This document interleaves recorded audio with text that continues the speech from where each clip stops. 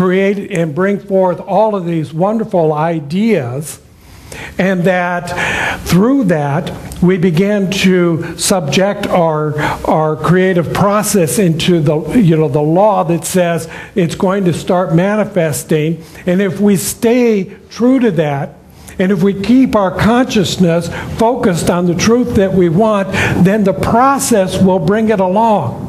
In that same way that the individual human being, someone, someplace, somewhere, at some time, decided that we could travel at the speed of sound, which is what, Mach 1, Mach 2, Mach 3, something like that. It's one of those Machs. That we can travel.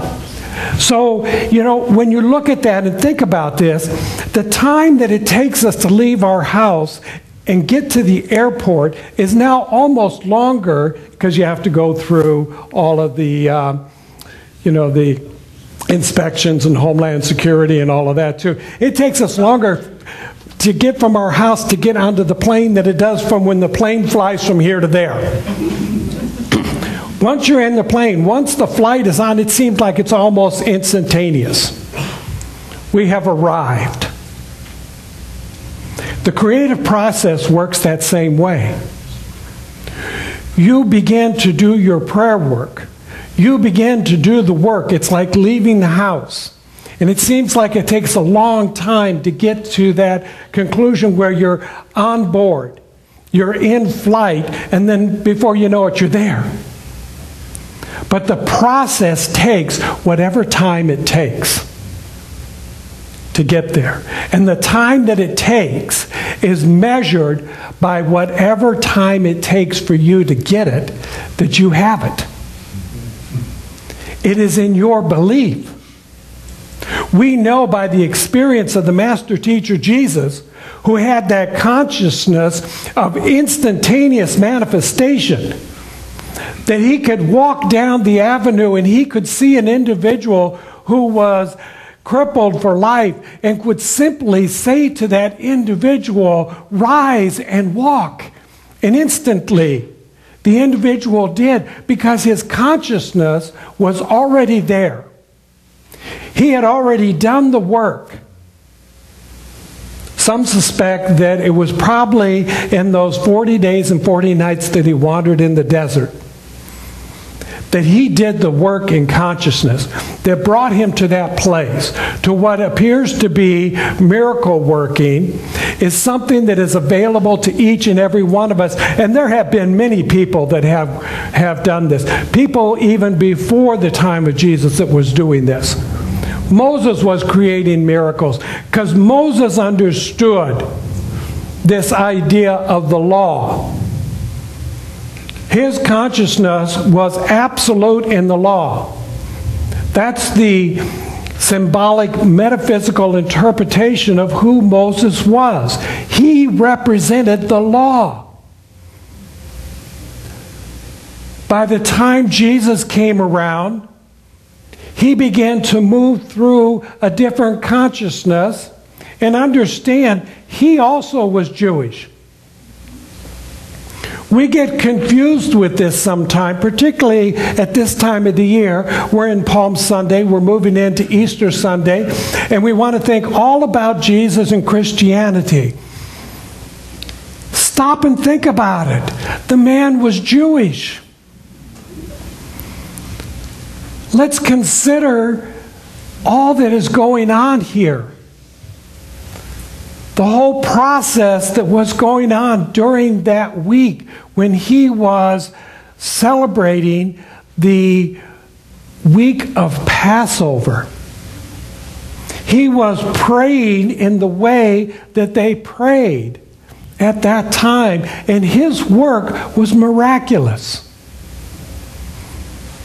Some chose to follow his teaching and create something after that and attach his name to it, but it does not necessarily always conform to the teaching that he was bringing forth.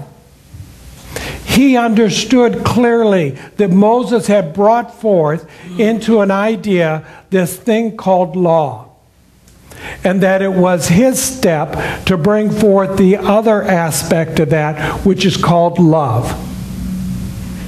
And one of the things that our founder, Ernest Holmes, did so well in creating the science of mind is that he brought this together, and he actually has a book called this, Love and the Law. When you bring the two of these together, you have raised consciousness to a new level, to a new understanding.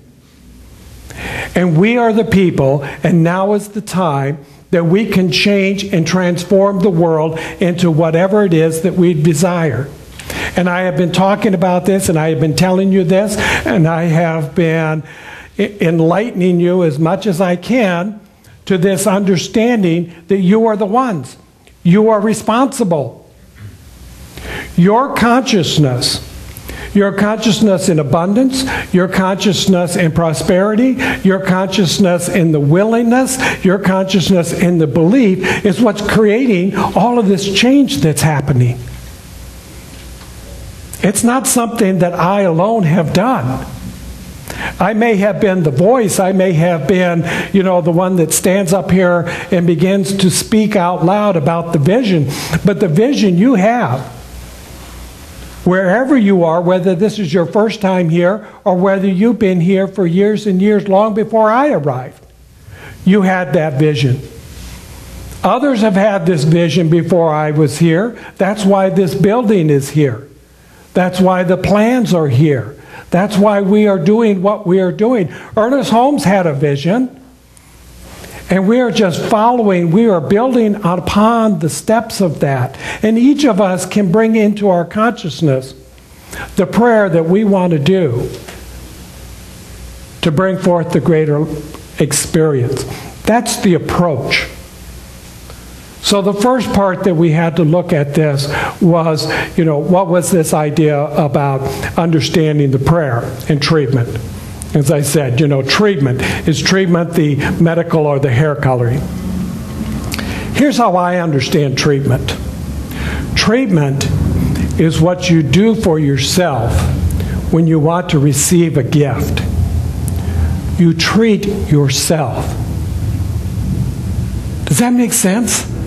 You treat yourself. Don't we all love treats? Don't we all love to be treated? See, when you put the same word into a different context, it has a whole different meaning. I love to be treated in love, in wisdom, in truth, in abundance and balance, in beauty and health and wholeness. Why would you not want to treat yourself that way? And yet we do. Sometimes we go out and we treat ourselves badly. And then we want to put the responsibility on somebody else. It was the devil that made me do it.